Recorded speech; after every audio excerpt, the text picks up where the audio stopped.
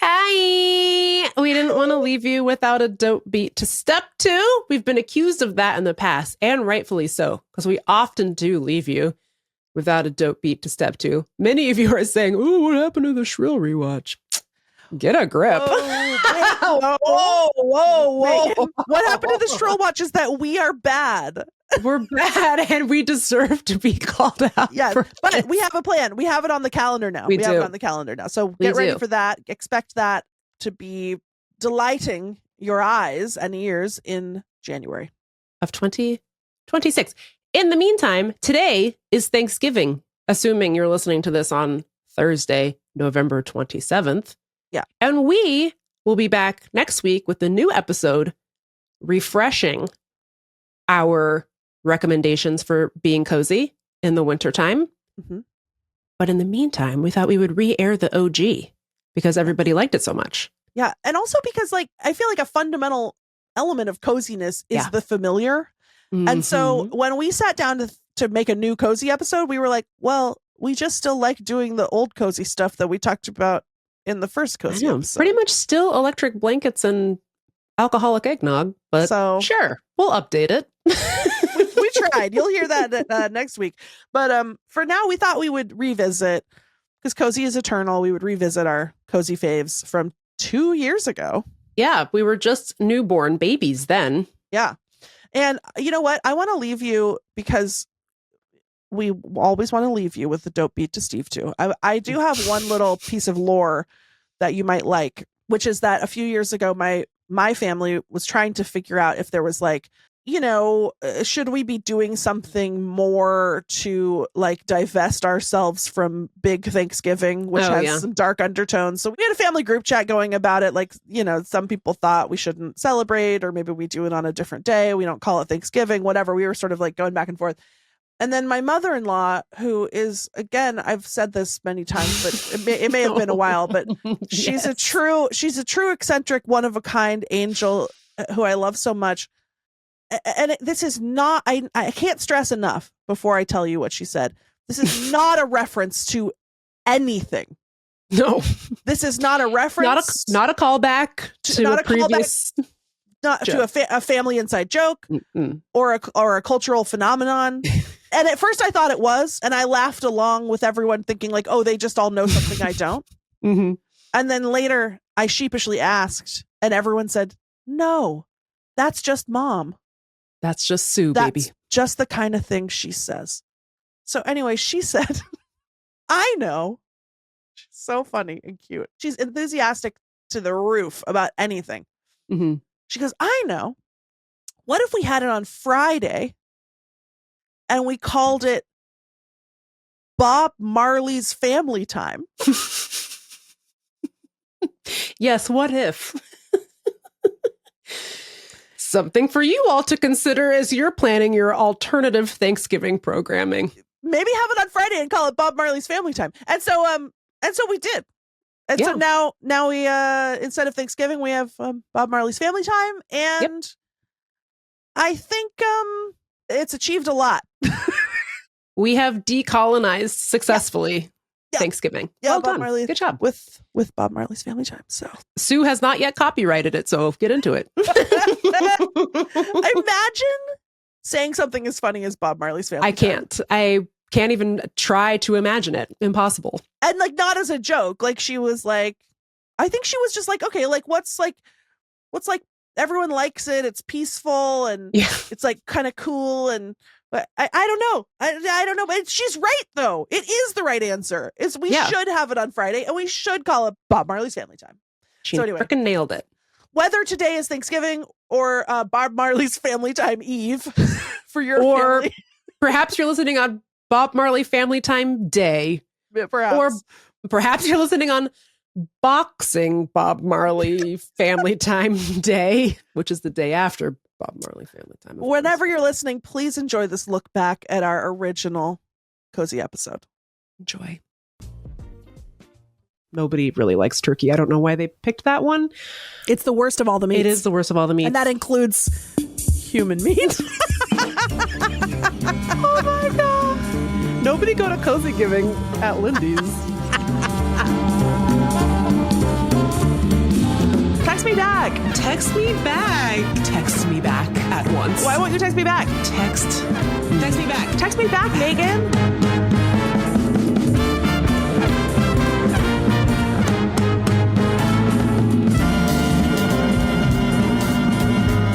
Welcome to Text Me Back, a comedy and opinion podcast from KUOW about best friends, best animals, and the worst people.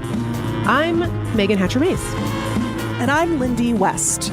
And this is a very special week here in the United States. It's a big holiday. The gateway to Christmas, some might say. And we are extremely woke libs. We recognize the problems with this holiday. Sure. Don't we, Megs? Yeah. I mean, it's a nice thought to give thanks. If it were just that, I think that'd be very pleasant. But it's the manifest destiny of it all. It really puts a pall over the celebrations, if you will. But there are things about it that are nice and not related to stinky dinky colonialism, you know? We can be cozy without platforming the buckle-shoed devils. As we've long said, this podcast has a strong anti-buckle shoe stance. We won't support them. Instead, Megan, what are we doing this episode? It's not the Thanksgiving episode. It's a new holiday that we've invented. We've just invented it. It's cozy giving. Beep, beep, beep, beep. And that is the cozy giving theme song, which was written by Lindy. That's the mournful cry of the cozy giving turtle dove. That's when right. It leaves the womb and comes into the world to welcome cozy giving. It's giving coz to it's giving coz. All of America's children. It's giving slay. It's giving coz. It's giving slay. Also, another thing I just decided for cozy giving, everybody gets Friday off. Oh, that's right. Because cozy giving is a friend of the workers. Exactly. So if your boss says, no, you have a shift on Friday, you tell him or her, probably him, but women can be bad too. You tell them to text BFF to 206-926-9955 and I will text them back and say, no, you are violating the religious freedom of cozy giving. You say, take this job and cozy it. You let Jared stay home today. I had really fought for our text line to be 1-800-BUTTERBALL, but I guess that was taken. So, Lindy? Yeah? I'm so excited to get cozy this week because I just feel like the foundations of Thanksgiving are very problematic. However, there are things about it that are incredibly cozy, such as mashed potatoes, my number one top bae. I love them. Correct. Pajamas, the societal agreement that you can fall asleep wherever you want. Absolutely. Love at any it. time. Truly nothing cozier than like an 11:30 a.m. nap on the floor. Oh my God. Fantastic. Oh my God. Fantastic. But for me, the coziest of all cozy giving traditions, this time of year, the liquor stores finally start stocking a little treat that I like to call Pennsylvania Dutch. And it's alcoholic eggnog. Hey. No judgments. Oh, no, not for me, ma'am. Don't worry. People have a lot of, I think, faux hatred of eggnog, and I'm tired of it. Yeah. No, you don't hate eggnog. You hate happiness. Yeah, it's the same as when people are like, ew, I hate mayonnaise. No, you don't. Do you like ranch dressing, you idiot? Stop lying. First of all, mayonnaise is an egg, so get a grip. What is wrong with you? Grow up. It is so embarrassing. And eggnog is the same thing. What's not to like? Literally, what's not to like? Egg, heavy cream, festive spices, rum, if you're lucky. The Pennsylvania Dutch know what they're doing, people. Okay? Sometimes people are anti-eggnog, will try to be precious about it, and they'll be like, well, I do like my friend Michael's homemade scratch eggnog or whatever. His bespoke nog of egg. Whatever, that's fine. But for me, I want the eggnog from the store. I want it to have artificial thickeners. I want it to be as thick as frickin' silly putty from a absolutely massive dairy. I want it to be as the most unethical eggnog that's ever been manufactured in the world. That's what I want. And I want the Pennsylvania Dutch to bring it to me. Yep. That's cozy okay. I have giving. a question for you, Megs. Yes. Is there a limit to the number of handles of Pennsylvania Dutch that one person is allowed to buy? And is there a reason why one Meagan Hatcher-Mays couldn't stock her closet with cases of Pennsylvania Dutch to enjoy year round? Have I once had so much Pennsylvania Dutch that I had to sleep on the floor of my bathroom? Yes. And did we learn a lesson from that cozy giving year? Yes, we did, which is we stick to one handle of Pennsylvania Dutch per annum. Otherwise, you're going to the hospital because of your guts. You know what I'm saying? It's like not even the rum, by the way, that's doing it. It's the other stuff, but that's what makes it special. They should regulate it like Four Loko. Where's Chuck Grassley on this? We need hearings. Pennsylvania Dutch is so much more powerful than Adderall, and yet one is so tightly controlled and the other, they just have it. The pharmacist should keep Pennsylvania Dutch behind the counter. You should need a prescription. To the pharmacy yesterday trying to fill a prescription, and the pharmacist was like, absolutely not, you cannot have this. Not 18 inches to my right, because this is a pharmacy inside a grocery store, is floor to ceiling Pennsylvania Dutch. I'm not even joking. You need prior authorization for my antidepressants, but I can buy 79,000 gallons of Pennsylvania Dutch. I think we know what I'm going to choose. Yeah, actually, what am I complaining about? That sounds great. I know, you should just do that. So that's my go-to cozy giving vibe is a blankie, sweatpants, Scrooged, starring Bill Murray, and an enormous tumbler of Pennsylvania Dutch, and my insurance card, just in case. All right, Megan, let me ask you a question. What kind of blanket you got there? Who's your blanket guy? I'm working with just a classic comforter in a bag situation from Target. So just a blanket that has no intrinsic power. Let me blow your mind and tell you about a kind of blanket that I like to get involved with around cozy giving time. It's called the electric blanket. So this is a blanket, Megan, that generates its own heat. It does not rely on your body to create the heat in the blanket cave. It's not just a device that traps your own body heat. It generates the heat. It cooks you like a lil hot dog at 7-Eleven. And this is a blanket. It has a little wire running through it. And you plug it in and you turn it on and the wire gets hot, hot, hot. It seems very unsafe, but they assure me that it's legal and you probably won't catch fire. And it's legal in 48 states. It is incredible. Okay. Something about me. I run hot. I am always hot. Yeah. I am never cold. I was just going to say, there is truly nothing in this world I want more than to be an electric bee girly, because I'd love to be rolled up like a burrito, so cozy.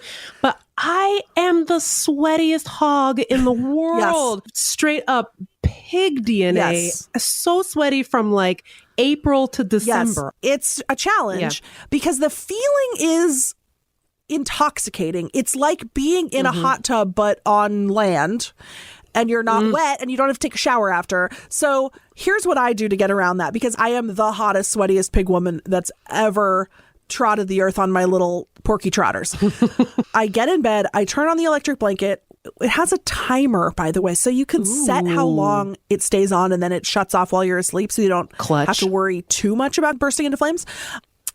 And I set it. I'm immediately too hot. So I open the window all the way open. It's not enough. I also, in the dead of winter, I have to have a large column fan that I have on high blowing directly on my face, purely so that I can enjoy the electric blanket.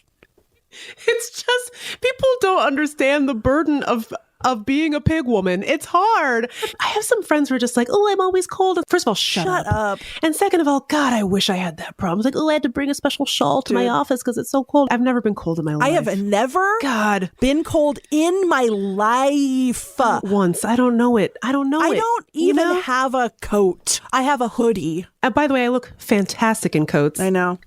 Don't need them. But now I'm really liking this idea if I just open up all my windows, bring the temp to my home down to the 50s. Yes. And then wrap myself up like a burrito in an electric blanket. Now we're cooking with gas. I love this. If you want an ultimate full body sensation experience, all your senses firing, coming alive, electric blanket, window open, fan on face, you're watching TV, you're eating spicy sweet chili Doritos, and you're drinking a Coke Zero. The inside of your mouth is burning and popping, but in a fun way.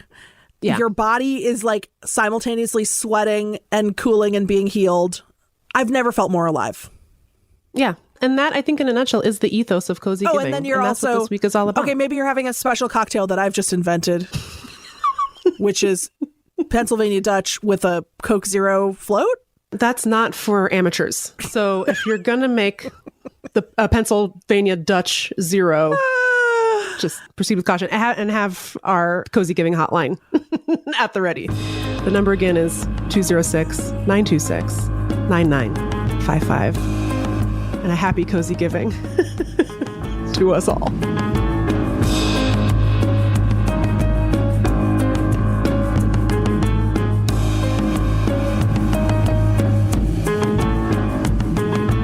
Coming up on this grand cozy giving, one of the most cozy pastimes, watching a whole mess of TV. Our show is called Text Me Back, so we want to invite you to our group chat. Do you have any questions for us about your own friendship dilemmas? Maybe friendships with ghosts? Or just some personal tidings of your own? No song needed, but encouraged. Very encouraged.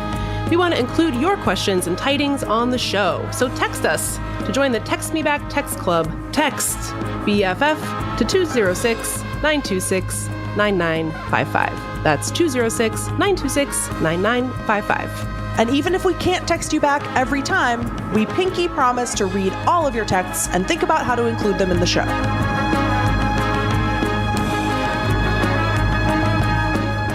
So, Meagan, you are curled up in your analog blanket.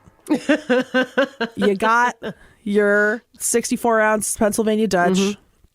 Big gulp. Yep. What are you watching on the television? I mean, this is prime cozy binge hours because you have just 5 days to just be a lump, basically, before you have to do any real work, if you're lucky enough. And so, actually recently, I've just been like, I really am very desperate for a TV show that doesn't give me any surprises. It's crime committed, crime investigated, crime solved. Yes. That's about as much as I can deal with. Everything else is very complicated, but television, boom, 1, 2, 3, procedure. That's what I need. You know what I mean? Yes. And also, can I add something that I suspect you're also into? A show that goes on and on. Yeah.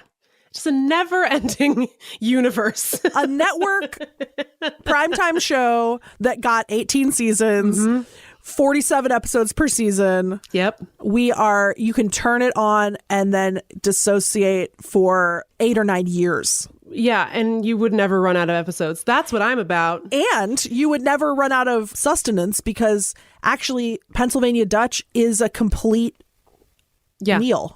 The macros on Pennsylvania Dutch are insane. A human being can survive on just Pennsylvania Dutch for an unlimited amount of time. That's what the CDC said. That's the Fauci promise. So that's right. Once I'm in a television universe, I don't want to leave it. I don't have to learn any new people. Do you know what I mean? I just want to watch it for 47 million years. So most recently for me, I'm so sorry to say, was House, starring Hugh Laurie. Wow. Good Lord. I was desperate. I have never watched that. I've never watched a single episode, I don't think. But I know that the premise is he's a doctor who can heal everyone except himself. Bingo. Bingo. I really needed to watch something that was not going to make me think about anything. Sure. And was just going to be bing, bang, bong, procedure, you know? Yeah. So it's on a little streamer. So I decided to watch House, and I binged, I think it was on for like 8 years or something. And I binged it over the course of like a month and a half, which, oh dear. Something to talk about with my therapist. What happens in a typical episode? Like, what is the structure? Okay, it's great. I mean, we'll talk about whether or not it's great. But so it's like patient has illness. Patient goes to house. House is like, this is crazy. Nobody's ever seen this before. Then the third, it's really interesting. The third part of the plan of House's plan is always get it wrong 15 to 20 times and almost kill the patient and then figure it out in the last 8 minutes and save the person's life. Out of like the 500 episodes, 480 of them was somehow they would always treat one illness that was wrong. And then once they figured out what the actual illness was, if they treated that, it would kill the person. So that's basically the structure of the show. Is it always Dr. House himself who figures it out? It's never one of his minions? Almost never. Because the whole thing is they're stupid and he's a tortured genius. Right. Everyone but House is the dumbest idiot who ever lived. Everyone has the IQ of a baby. By the way, they all went to like Johns Hopkins Medical School, which is supposedly the best medical school in the country, but they're all dumb as hell. They didn't learn anything. Nobody knows how to read. Gregory House is just like the only person who knows how to do anything in this universe of hospital. So it's like almost always him that figures it out. So also, he's dealing with chronic pain. He had leg surgery that didn't go very well, and so he takes Vicodin every day. But it's not just that he takes it for pain management. He's addicted to Vicodin. So he will show up to work high and like work on patients while high. Great. And like the hospital administrator, Lisa Cuddy, is always like, well, what do you want me to do? He's a genius. Also, there's like just a lot of like, I don't think this is unique to House, but like just a lot of the casual racism of the early 2000s where it's like, he'll just be, because like Omar Epps is on the show and they'll just be like a throwaway line where House is like, well, you're black. And it's like, just like a lot of casual homophobia, the most amount of casual transphobia. Right. Because it's the kind of show where like things are ripped from the headlines. Yeah, let's throw this in. We don't know anything about it. Let's make a horrifically abusive storyline just for fun. Hey, make sure House like really violently misgenders the person and faces zero consequences. It'll be a great episode. It'll be groundbreaking. It's not that good. It's not like it's like, you know, a prestige drama or something. But I went and looked it up and it kind of was, I guess, at the time. Like they were like winning Emmys for the show. And I was like, why? The acting is not good. The storylines are intergalactically insane. And like everyone on the show is a racist. What the hell is going on? Did I stop watching it? No, I didn't stop watching it. I was like, and I just want to see like, what's the worst thing House could do over the course of this series? And he never actually hit rock bottom actually, the second to last season, he drove his vehicle into his ex-girlfriend's dining room and had to go to prison. Yeah, that's an attempted murder. No, well, but Lindy, he's a genius. So I don't, what are you talking about? Said? Yeah, the judge was like, well, I would put you in jail for longer, but you're a genius. So he has to go to jail for a year, and then he gets out, and then he returns to the hospital to continue practicing medicine. I don't think they would let him. No, for sure. Because, you know, when I was in law school and I was like working at a clinic with juveniles who got accused of like fair jumping, yeah, they also got that same preferential treatment. Give me a break. Anyway, it was so ridiculous. I have to say, there's I think a 3-episode arc guest starring Lin-Manuel Miranda. Oh, which is the most meltingly cringy series of episodes you'll ever see in your life. And in these episodes, House at this point has agreed to be institutionalized to deal with his drug problem and his mental health issues. So he goes to like a mental health institution where Lin-Manuel Miranda is also a patient. And if you're wondering, hey, did Hugh Laurie and Lin-Manuel Miranda do a rap at the mental health institution talent show? The answer is yes, they did. Yes, they did. Yes, they did. Yeah, so tell me, doctor, what I really gotta know. How do I get better? Just do a talent show. Oh! Oh, well, I guess I'm just a mess. Yes, preach it to me, brother. A life of restlessness. But at least we had each other. Oh, we got each other. Oh, we got each other. Like two brothers from another mother. Duck and roll. Cover what? 6. Okay, Patreon subscribers only. We don't have one yet, but what do we do? If you pay money, Megan and I will do the rap. Yeah, I'll do the rap. You can be Lin-Manuel Miranda, and I'll be Dr. House. I'd rather die. Okay, so anyways, so that was like I was like, oh my God. When I was like, for my own mental health, I need to turn this off. Did I? No, absolutely not. Never. I'll never give up on a 10-season procedural. So what happens in the end? Oh man. Before I get to that, and I think my favorite episode is fetal position. The plot of the episode is an older woman, a 40-something-year-old woman, is pregnant and she's having, complications. And they determine that her baby is making her sick, I guess. Like her pregnancy is like making her have strokes or something. Uh-huh.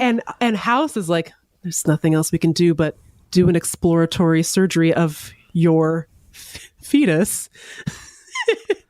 Will it kill you? 99% chance it'll kill you. And the lady's like, yeah, well, that sounds good. Yeah, let's do that. And so they do an exploratory surgery. And oh my God, this episode. And at one point in the episode, the baby's tiny hand reaches out of her womb and grabs House's finger, thus humanizing House, who had previously been referring to her baby as a fetus. But after the baby grabbed his hand from the womb, he started calling it a baby. So like the baby made House have empathy. I was screaming at the top of my lungs and I was like, what is this show? What is happening? It was so insane. And the baby was played by Sir Andrew Lloyd Webber. Yes. Who won an Emmy for his role as fetus. Anyway, so that was definitely like the most insane episode. Wow. At the end, what happened to the lady? Did she die? No, she lived. And so did the baby. Oh. And then she like put pictures up in her house of all the doctors who helped her with her pregnancy, except for House. Good. He was mean. Yeah, he is mean. But Lindy, he's a genius. Yeah, basically every episode he shows up high and screams at the patient and everyone's like, why are you being so mean? And he's like, I don't care about people. I only care about fixing the disease. And it's like, why? If you don't care about people, what do you care what disease they have? Anyway, right. It makes no sense. I think he won like 50 Emmys for this show for some reason. Yeah. So at the end, House gets out of jail to go back to being a doctor, but the hospital has to promise to keep an eye on him because he's like on parole. And if he breaks the rules, he has to go back to jail. That's not a real way that things work. No, I think that's pretty common. I think that happens all the time. So he's like, doing his thing. Screaming at sick people in the hospital. Look, I don't know for sure, but I think that if you or I went to prison, they would cancel the podcast. We would lose our podcasting licenses. I think we would. Yeah, I think we would. Yeah, I think so. Not Dr. Gregory House, MD. Maybe you should be more of a tortured genius, and people will give you special little gifts. Like the ability to practice medicine on people that you hate. So at the very end, he gets out of jail. He goes back to the hospital to practice medicine on people that he loathes. At one point, a character is like trying to butter him up. So he gives them season's tickets to like, I don't know, a hockey team or something. Uh-huh. And House is like, screw this. I'm too tortured of a genius to go to hockey games. So he flushes the season tickets down the toilet. Sure. Which clogs the hospital's I am not joking. This happened. No, this is really what happened. It clogs the hospital's entire like sewage line, which then causes overflow of the water, which floods the ceiling and destroys their MRI machine. And so everyone's like, oh my God, House, did you do this? And he's like, no, it wasn't me. I don't know what happened. And then the fire department showed up to investigate and they found the tickets in the sewage pipes. I can't believe I'm about to say this. They then hand over the tickets to the police because like the first thing you would think if you found tickets in a sewage pipe is that a crime had been committed. Yeah. So they hand it over to the police. And then the police dust the sewage tainted tickets for prints, and they find House's prints on the tickets, thus proving he has committed a crime. And so they're like, sorry, man, going back to the slammer. Wow. Because you did felony mischief. And so now you have to go back to jail. And he was like, you'll never take me alive, copper. And then he fakes his own death. And that's the end of House. Okay. Sorry, we should have put a spoiler warning at the No, absolutely not. House deserves it. I assume that the person that was in the MRI machine who was simultaneously drowning in sewage and being electrocuted is like, it's okay, he's a genius. He's a genius. Let him do what he wants. So he fakes his own death and goes on like a motorcycle ride with his best friend. Does it hold up? No. Well, should you watch it? Yeah, probably. It's insane. Every single episode, I was like, oh my God, what's he done this time? Okay, and they were leaving the door open for a reboot. Well, there's rumors. Oh, no. That it might get rebooted. And I was like, how? He's dead. He's not dead, though, but he's not dead. Yeah, but if he comes back, then he's on the hook, not just for the felony ticket mischief, but the fraud. Is it illegal to fake your own death?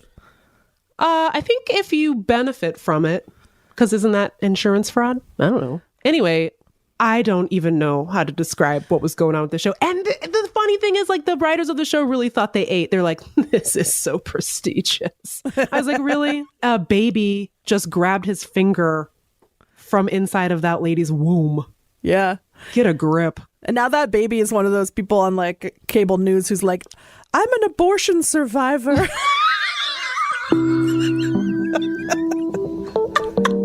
That's right. That's right.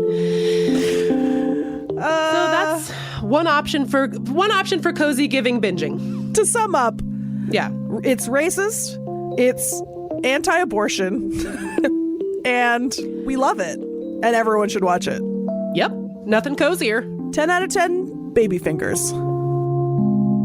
Next up, more TV! Hooray! But this is TV that doesn't have an abusive demon as the main character. Double yay.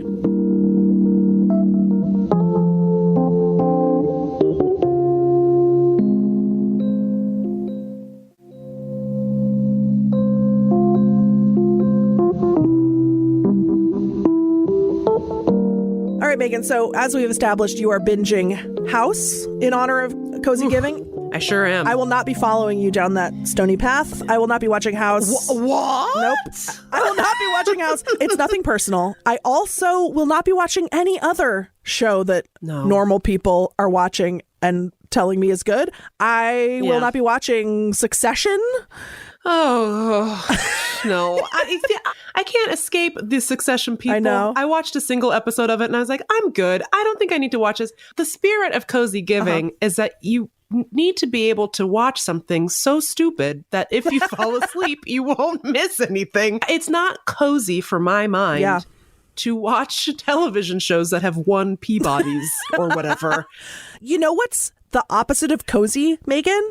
Stressful. Correct. And I feel like every prestige drama on Max is stress to the max. That's why they call it that. Someone told the TV execs that stressful equals fancy. Wrong. And this is what they've done to us. We don't get a moment's peace unless we retreat into Dr. House's operating room.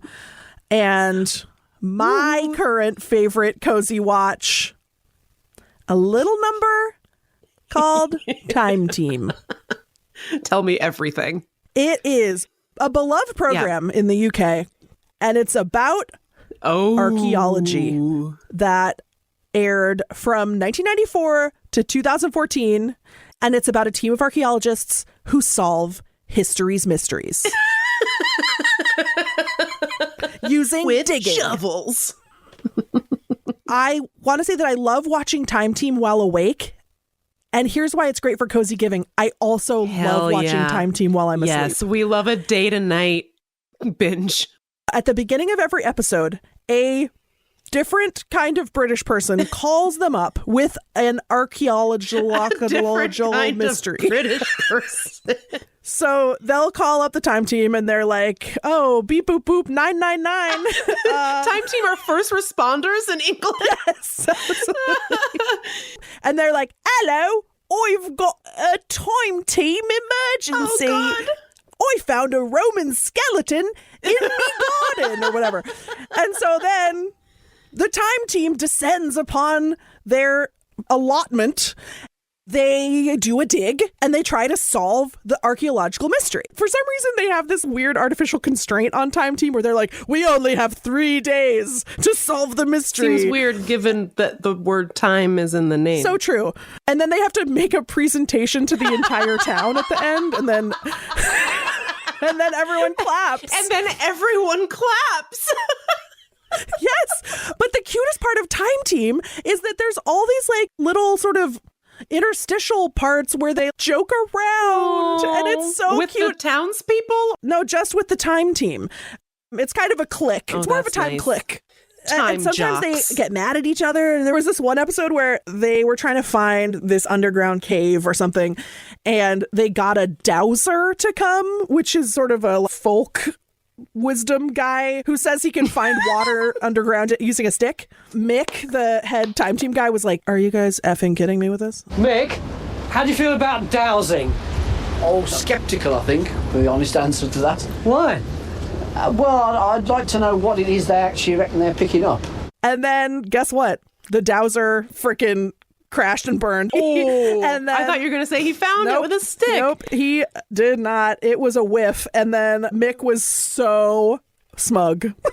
I got it. Yeah, I would be with Mick on this one. And then the dowser was like, well, you guys' energy was really negative. And literally like, this is a science show. Are we kidding? What's happening? But anyway, whether you succumb to the Sandman or not, and you drift off, and then sometimes you wake up at the end when everyone's clapping, and then that's nice. Oh, and it's like, your nap is done. I can't get enough. That's my coziest show for sure. It sounds incredibly cozy. I was going to say many things that come out of England are very cozy, but as we previously noted in this episode, we are against colonialism. Yes. But it does sound very cozy otherwise.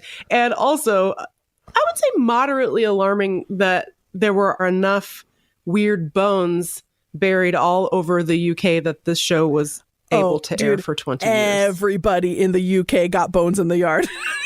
They got a full castle just buried. And it is actually maybe a nice little tiny, I don't want to say antidote to colonialism, but no, listen, it's because that's not what it is. But so much of what they're digging up is other people that absolutely douched the British. The Romans came, and there's like whole Roman villas in people's yards, and there's Viking stuff. And it's like, you guys weren't always on top. By the way, a little side note, if you play a lot of Assassin's Creed, like I do. Sure. Yeah. Mm-hmm. Assassin's Creed is a video game that is, each game is set in a different historical time period. So I have played, for example, Victorian London, ancient Egypt, ancient Greece, and look, I understand this is not a historical document, but it's not. Some research went into it, and in ancient Greece, they were living in godlike palaces, and then 1,000 years later, you go to London, and it is a pit of mud with a house made of straw. Taking poops in the river and then drinking water out of the river. Come on. Yes! These people were living in shit. And the Roman ruins are majestic as hell. And then the freaking little Anglo-Saxons are like, they can't do anything. So I feel like there's something about Time Team that is rightfully humbling for the British Empire. They deserve it. They deserve it. This sounds incredibly cozy to me. Rolled right on up, finding bones, falling asleep to bones, waking up to the bones. I can't think of anything better than that. I really can't. Speaking of bones, that's your next binge watch. After House. I started it. And I don't want to talk about it.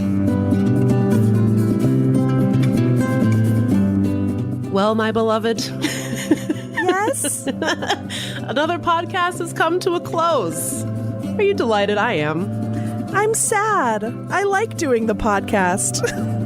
Don't be sad. We could totally do another one. What? That's what they said. They said we could do another one next week if it made us sad. Oh, good. I can't believe they said that.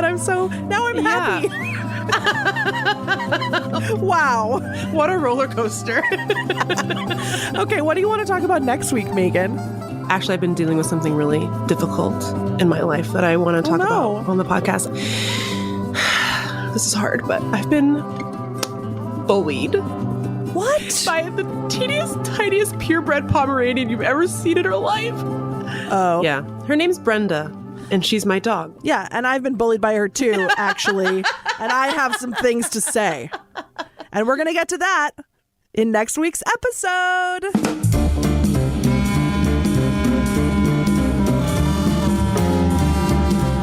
Thank you so much for listening to Text Me Back. You can find me on Instagram at @TheLindyWest. And you can find me at Important MEAGAN. If you like the show, please tell your best friend about us, and please rate and review us. It helps people find the show.